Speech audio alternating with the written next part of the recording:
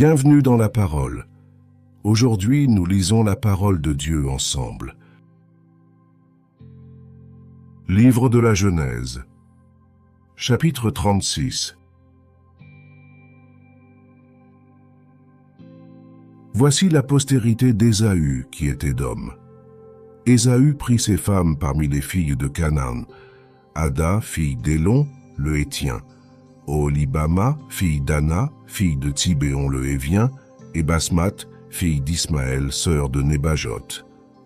Ada enfanta à Ésaü Éliphaz, Basmath enfanta Réuel, et Oholibama enfanta Jéhush, Jaélam et Coré. Ce sont là les fils d'Ésaü qui lui naquirent dans le pays de Canaan. Ésaü prit ses femmes, ses fils et ses filles, toutes les personnes de sa maison, ses troupeaux, tout son bétail, et tout le bien qu'il avait acquis au pays de Canaan, et il s'en alla dans un autre pays, loin de Jacob, son frère. Car leur richesse était trop considérable pour qu'ils demeurassent ensemble, et la contrée où ils séjournaient ne pouvait plus leur suffire à cause de leurs troupeaux. Ésaü s'établit dans la montagne de Séhir. Ésaü, c'est Édom. Voici la postérité d'Ésaü, père d'Édom, dans la montagne de Séhir. Voici les noms des fils d'Ésaü: Éliphaz, fils d'Ada, femme d'Ésaü, Réuel, fils de Basmath, femme d'Ésaü. Les fils d'Éliphaz furent Théman, Omar, Tsépho, Gaétam et Kénaz. Et Timna était la concubine d'Éliphaz, fils d'Ésaü. Elle enfanta à Éliphaz Amalek. Ce sont là les fils d'Ada, femme d'Ésaü. Voici les fils de Réuel: Nahat, Zérak, Shama et Misa. Ce sont là les fils de Basmath, femme d'Ésaü. Voici les fils d'Oholibama, fille d'Ana, fille de Tsibéon, femme d'Ésaü. Elle enfanta à Ésaü Jéhush, Jaélam et Coré. Voici les chefs de tribus issus des fils d'Ésaü.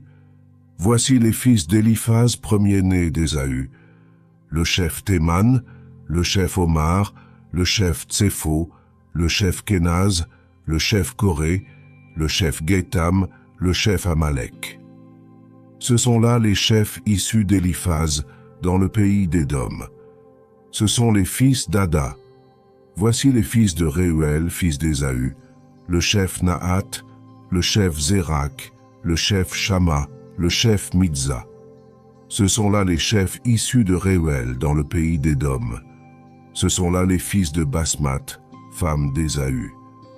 Voici les fils d'Oholibama, femme d'Ésaü: le chef Jéhush, le chef Jaélam, le chef Coré.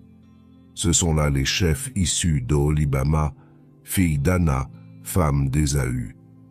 Ce sont là les fils d'Ésaü, et ce sont là leurs chefs de tribu.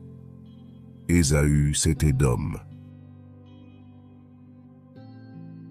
Voici les fils de Séhir le Horien, anciens habitants du pays: Lotan, Shobal, Tsibéon, Ana, Dishon, Etser et Dishan.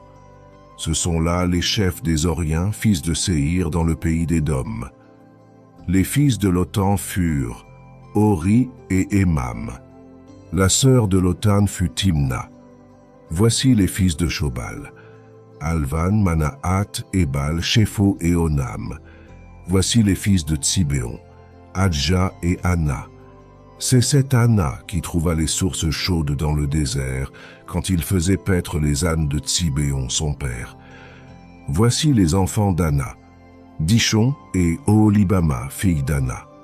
Voici les fils de Dishon: Hemdan, Eshban, Jitran et Karen.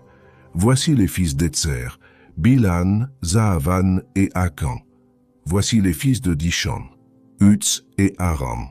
Voici les chefs des Horiens: le chef Lotan, le chef Shobal, le chef Tsibéon, le chef Ana, le chef Dishon, le chef Etser, le chef Dishan.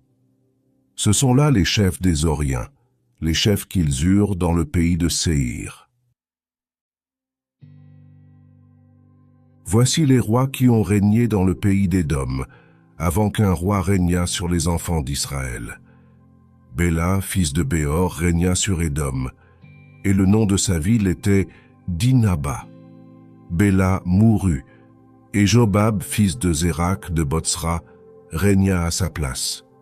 Jobab mourut, et Husham du pays des Thémanites régna à sa place. Husham mourut, et Hadad, fils de Bédad, régna à sa place. C'est lui qui frappa Madian dans les champs de Moab. Le nom de sa ville était Avith. Hadad mourut, et Samla de Masréka régna à sa place. Samla mourut, et Saül de Rehoboth sur le fleuve régna à sa place. Saül mourut, et Baal-Hanan, fils d'Akbor, régna à sa place. Baal-Hanan, fils d'Akbor, mourut, et Hadar régna à sa place. Le nom de sa ville était Po, et le nom de sa femme Méhétabil, fille de Matred, fille de Mézahab. Voici les noms des chefs issus d'Ésaü, selon leurs tribus, selon leur territoire, et d'après leurs noms. Le chef Timna, le chef Alva, le chef Jéthet, le chef Oholibama, le chef Éla, le chef Pinon, le chef Kénaz, le chef Théman, le chef Mibzar, le chef Magdiel, le chef Hiram. Ce sont là les chefs d'Édom selon leurs habitations dans le pays qu'ils possédaient. C'est là Ésaü, père d'Édom.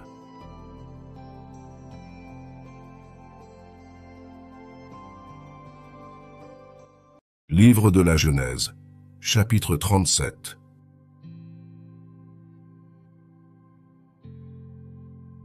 Jacob demeura dans le pays de Canaan, où avait séjourné son père. Voici la postérité de Jacob. Joseph, âgé de 17 ans, faisait paître le troupeau avec ses frères. Cet enfant était auprès des fils de Bila et des fils de Zilpa, femme de son père. Et Joseph rapportait à leur père leurs mauvais propos. Israël aimait Joseph plus que tous ses autres fils, parce qu'il l'avait eu dans sa vieillesse, et il lui fit une tunique de plusieurs couleurs. Ses frères virent que leur père l'aimait plus que tous, et ils le prirent en haine. Ils ne pouvaient lui parler avec amitié.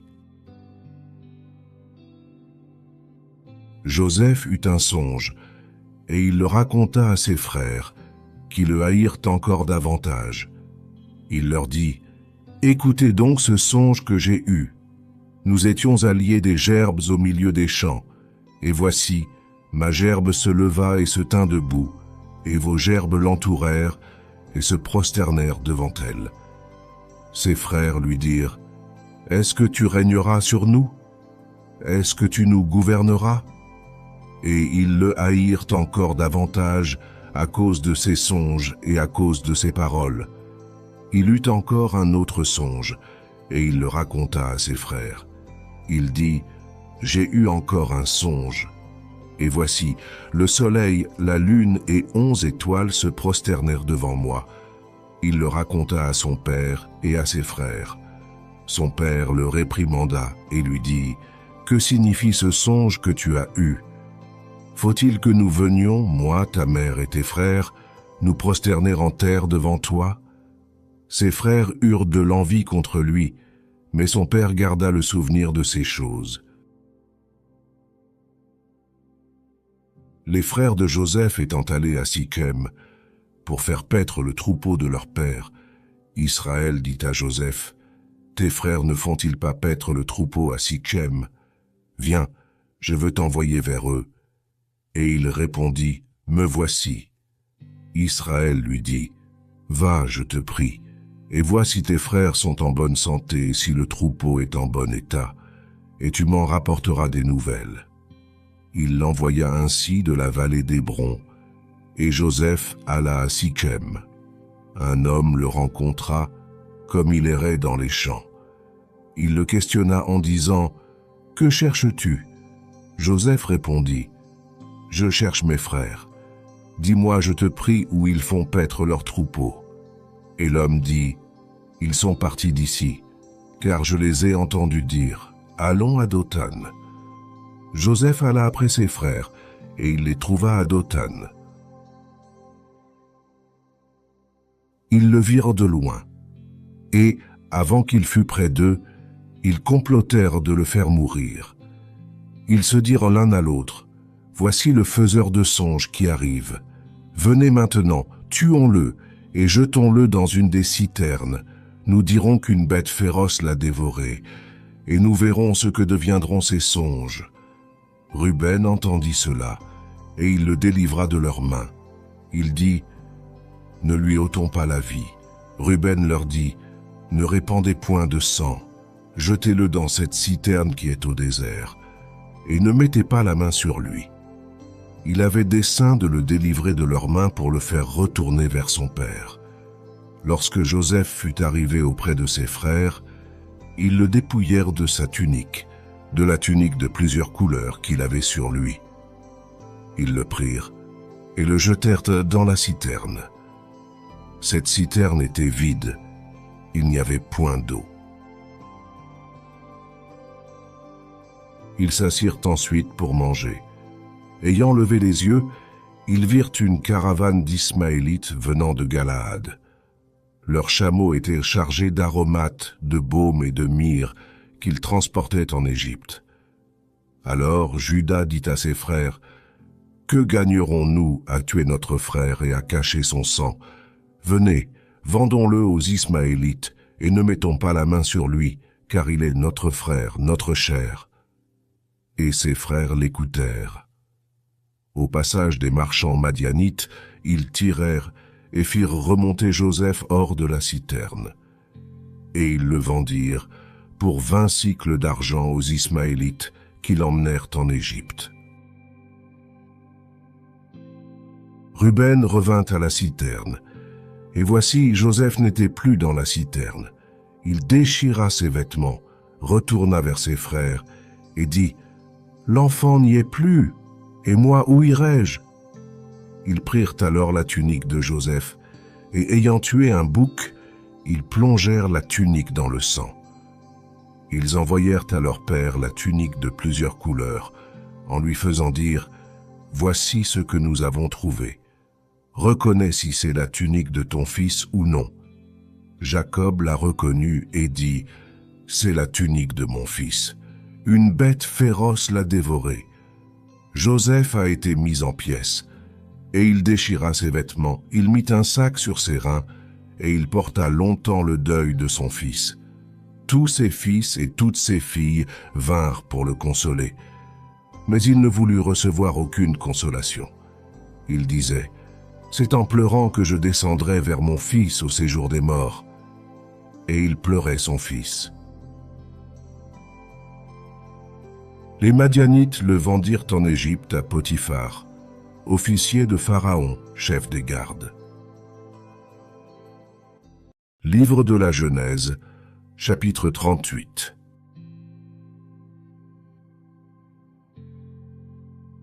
En ce temps-là, Juda s'éloigna de ses frères et se retira vers un homme d'Adulam, nommé Hira. Là, Juda vit la fille d'un Cananéen nommé Shua. Il la prit pour femme et alla vers elle. Elle devint enceinte et enfanta un fils qu'elle appela Er. Elle devint encore enceinte et enfanta un fils qu'elle appela Onan. Elle enfanta de nouveau un fils qu'elle appela Shéla. Juda était à Kshib quand elle l'enfanta. Juda prit pour Er, son premier-né, une femme nommée Tamar. Er, premier-né de Juda, était méchant aux yeux de l'Éternel, et l'Éternel le fit mourir. Alors Juda dit à Onan, « Va vers la femme de ton frère, prends-la comme beau-frère, et suscite une postérité à ton frère. » Onan, sachant que cette postérité ne serait pas à lui, se souillait à terre lorsqu'il allait vers la femme de son frère, afin de ne pas donner de postérité à son frère. Ce qu'il faisait déplut à l'Éternel, qui le fit aussi mourir. Alors Juda dit à Tamar, sa belle-fille, « Demeure veuve dans la maison de ton père, jusqu'à ce que Shéla, mon fils, soit grand. » Il parlait ainsi dans la crainte que Shéla ne mourût comme ses frères. Tamar s'en alla, et elle habita dans la maison de son père. Les jours s'écoulèrent, et la fille de Shua, femme de Juda, mourut.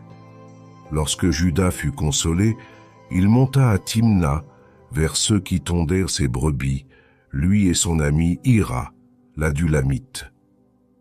On en informa Tamar, et on lui dit, « Voici ton beau-père qui monte à Timna pour tondre ses brebis. » Alors elle ôta ses habits de veuve, elle se couvrit d'un voile et s'enveloppa, et elle s'assit à l'entrée d'Énaïm sur le chemin de Timna, car elle voyait que Shéla était devenu grand et qu'elle ne lui était point donnée pour femme. Juda la vit et la prit pour une prostituée parce qu'elle avait couvert son visage. Il l'aborda sur le chemin et dit « Laisse-moi aller vers toi », car il ne connut pas que c'était sa belle-fille. Elle dit « Que me donneras-tu pour venir vers moi ?»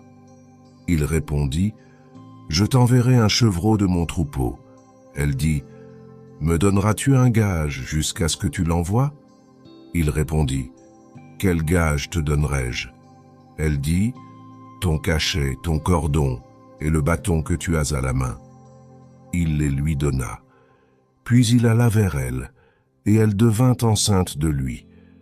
Elle se leva et s'en alla. Elle ôta son voile et remit ses habits de veuve. Juda envoya le chevreau par son ami l'Adulamite pour retirer le gage des mains de la femme, mais il ne la trouva point. Il interrogea les gens du lieu en disant « Où est cette prostituée qui se tenait à Énaïm sur le chemin ?» Ils répondirent « Il n'y a point eu ici de prostituée. » Il retourna auprès de Juda et dit « Je ne l'ai pas trouvée, et même les gens du lieu ont dit « Il n'y a point eu ici de prostituée. » Juda dit « Qu'elle garde ce qu'elle a. Ne nous exposons pas au mépris. Voici, j'ai envoyé ce chevreau et tu ne l'as pas trouvé. » Environ 3 mois après, on vint dire à Juda « Tamar, ta belle-fille, s'est prostituée, et même la voilà enceinte à la suite de sa prostitution. » Et Juda dit « Faites-la sortir, et qu'elle soit brûlée. » Comme on l'amenait dehors, elle fit dire à son beau-père « C'est de l'homme à qui ces choses appartiennent que je suis enceinte. Reconnais, je te prie, à qui sont ce cachet, ces cordons et ce bâton. » Juda les reconnut et dit « Elle est moins coupable que moi, puisque je ne l'ai pas donnée à Shéla, mon fils. » Et il ne la connut plus.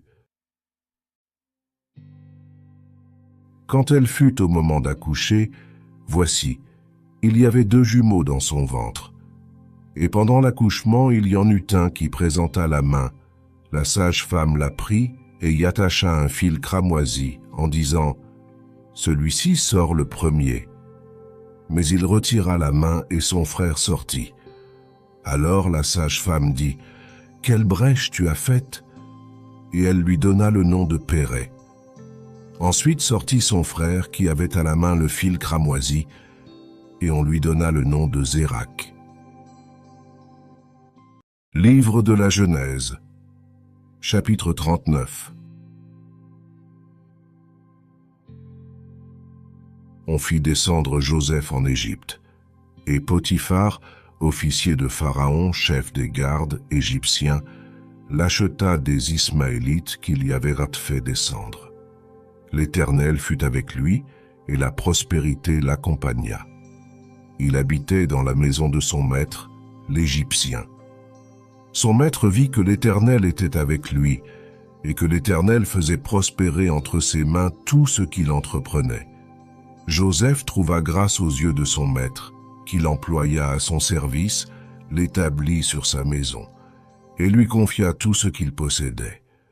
Dès que Potiphar l'eut établi sur sa maison et sur tout ce qu'il possédait, l'Éternel bénit la maison de l'Égyptien, à cause de Joseph.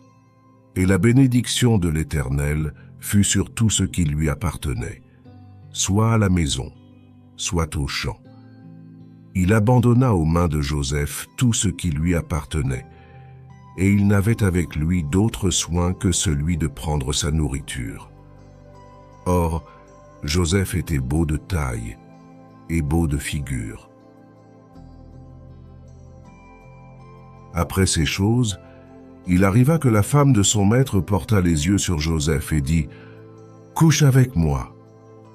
Il refusa et dit à la femme de son maître « Voici, mon maître ne prend avec moi connaissance de rien dans la maison, et il a remis entre mes mains tout ce qui lui appartient. Il n'est pas plus grand que moi dans cette maison, et il ne m'a rien interdit, excepté toi, parce que tu es sa femme. Comment ferais-je un aussi grand mal, et pécherais-je contre Dieu ?» Quoiqu'elle parlât tous les jours à Joseph, il refusa de coucher auprès d'elle, d'être avec elle. Un jour qu'il était entré dans la maison pour faire son ouvrage, et qu'il n'y avait là aucun des gens de la maison, elle le saisit par son vêtement en disant « Couche avec moi ». Il lui laissa son vêtement dans la main et s'enfuit au dehors.